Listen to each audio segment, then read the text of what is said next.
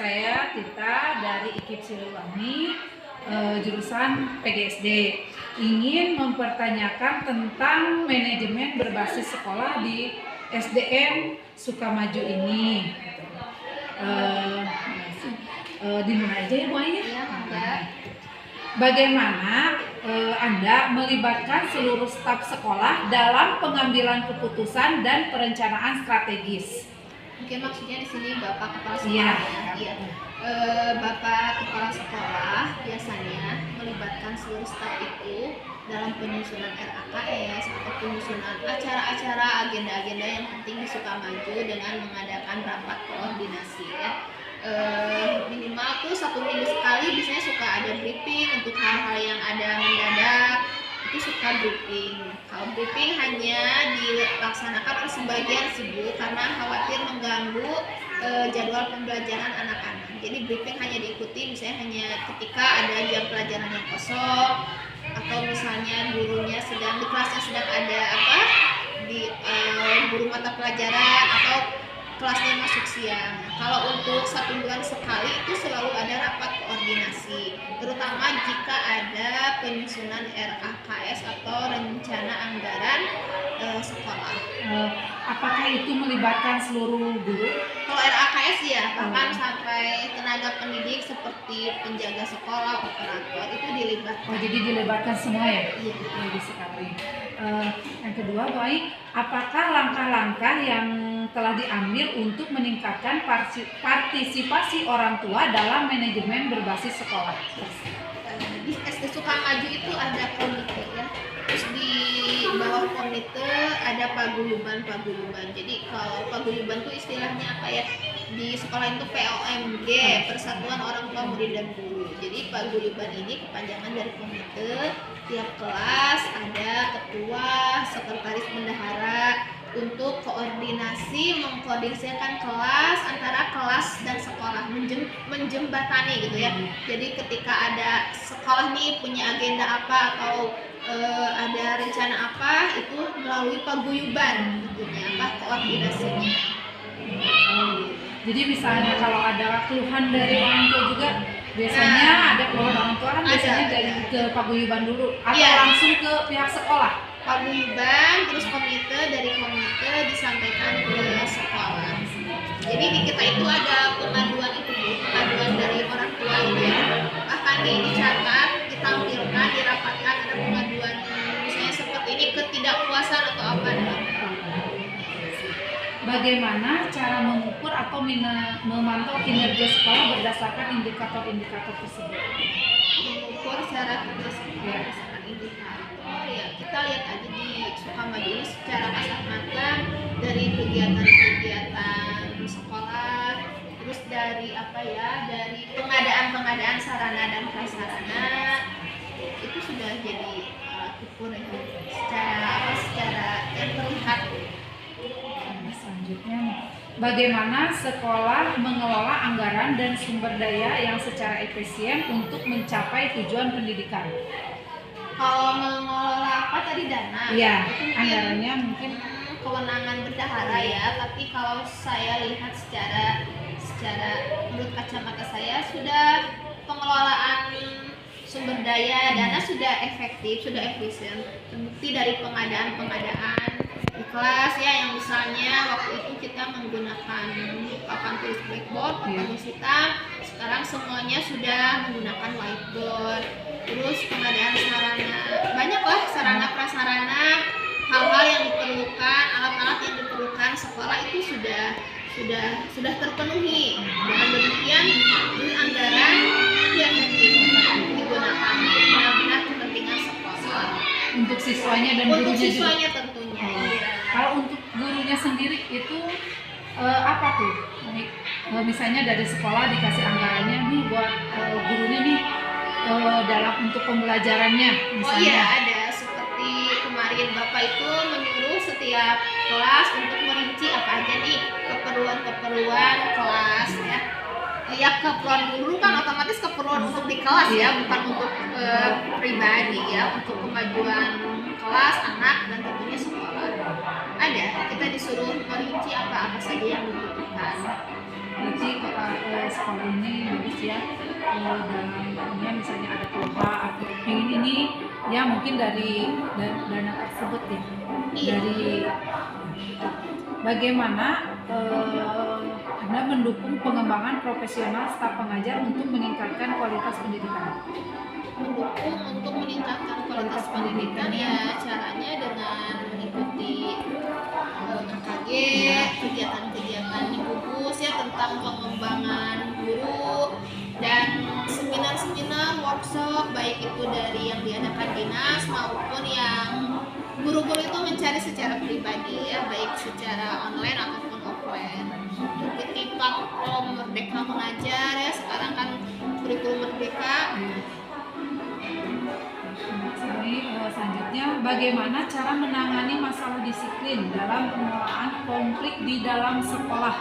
Nah, biasanya disiplin dan konflik ini, apalagi konflik biasanya itu rentan terjadi di ketika jam-jam kosong ya, misalnya sebelum masuk sekolah, sebelum guru datang tuh biasanya anak gitu ya rawan konflik. Nah, disinilah SD Sukamaju mengadakan pembiasaan dari Senin sampai hari Sabtu, anak-anak itu jam 7 harus sudah berada di sekolah.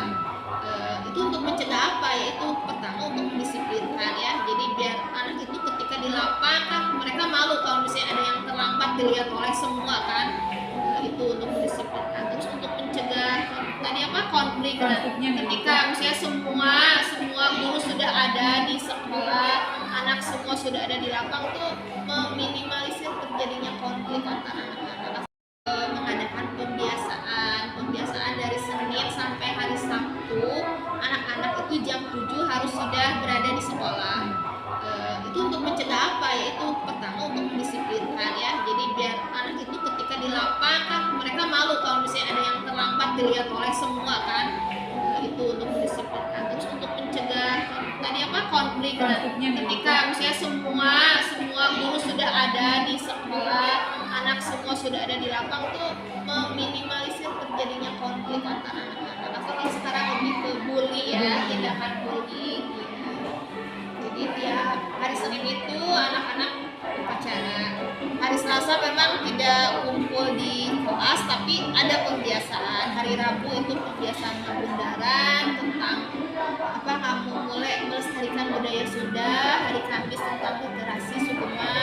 Hari Jumat tentang peduli pembiasaan duha, literasi dan infak, dan hari Sabtu pramuka. Jadi itu tuh semua pembiasaan itu untuk mendisiplinkan siswa agar bisa datang ke sekolah tepat waktu dan untuk meminimalisir terjadinya bully perkelahian di jam-jam sebelum masuk sekolah. Karena gurunya pun otomatis ketika ada acara itu datang lebih pagi. Selanjutnya ya Bu Ni, upaya apa yang dilakukan oleh sekolah untuk mempromosikan keamanan dan kesejahteraan siswa di lingkungan sekolah? Misalnya sekolah, ya. barusan saja sekolah itu sebulan yang lalu kalau tidak salah mengajukan proposal permohonan ke desa agar kerjasama juga ya dengan Babinsa dan Babin Kamtib, pokoknya tentang keamanan di desa agar ada yang datang untuk menjadi narasumber memberikan pengarahan bully. Itu kan sebagai ya memperkenalkan juga kan bahwa sekolah itu kerjasama dengan pihak desa tentang keamanan siswa, juga kerjasama dengan pihak dari kesehatan, puskesmas, pelaksanaan bias. Kalau untuk tadi pertanyaan pengenalan Ya.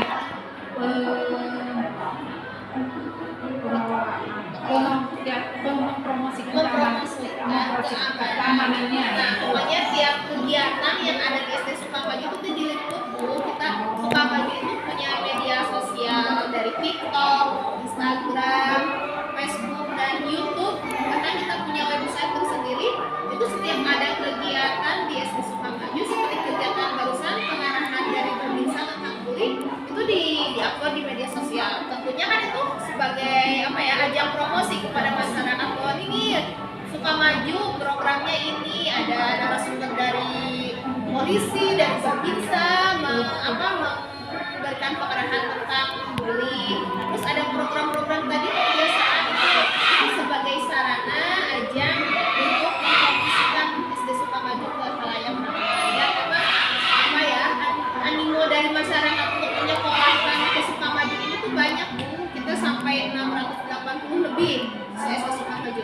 Ya, berarti kan itu merupakan suatu kepercayaan masyarakat kan kepada SD Sukamaju. Berarti Sukamaju tuh maju ya. Iya. Banyak Maju ya, dengan banyak ya siswa peserta yang luar didiknya biasa. yang luar biasa ya. Berarti sudah terkenal juga ya Sukamaju. Masuk Sukamaju mungkin begitu ya. Dengan kegiatan-kegiatannya yang banyak mungkin kan.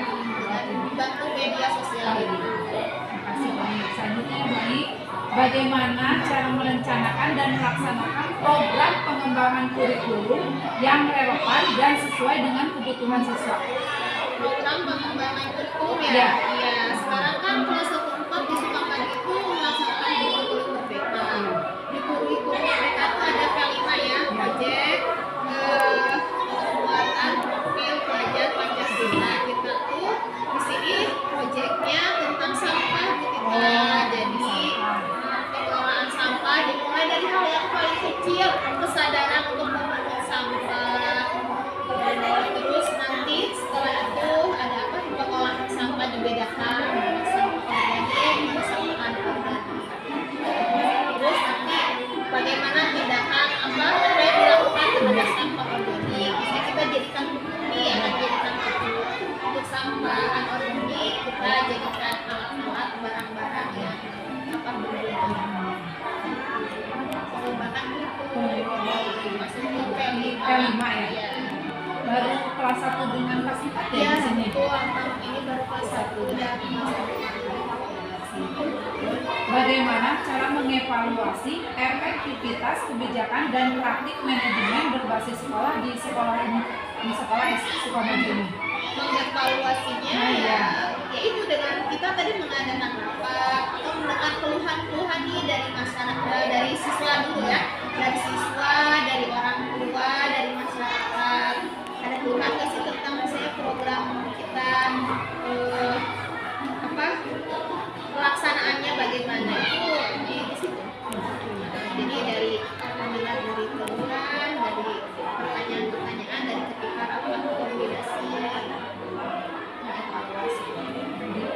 Ini bagus ya, cara pengevaluasinya di sekolah sudah manajemennya sudah tertata mungkin ya Mbak ya, manajemen untuk Kami selalu berusaha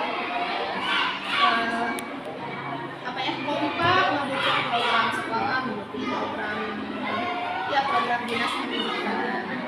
Selalu Bapak Kepala Sekolah melibatkan seluruh komponen yang ada di sekolah, baik itu guru, tenaga pendidikan, dan juga orang tua. Semuanya saling bersinergi untuk kemajuan sekolah. Terima kasih Bu Mai atas infonya, mungkin informasi-informasi yang ada di sekolah SD Sukamaju itu mengenai manajemen berbasis sekolah. Mungkin itu saja Bu Mai. Terima kasih atas waktunya. Maaf mengganggu ya Bu Mai. Sama-sama, mohon maaf atas segala kekurangan jawabannya.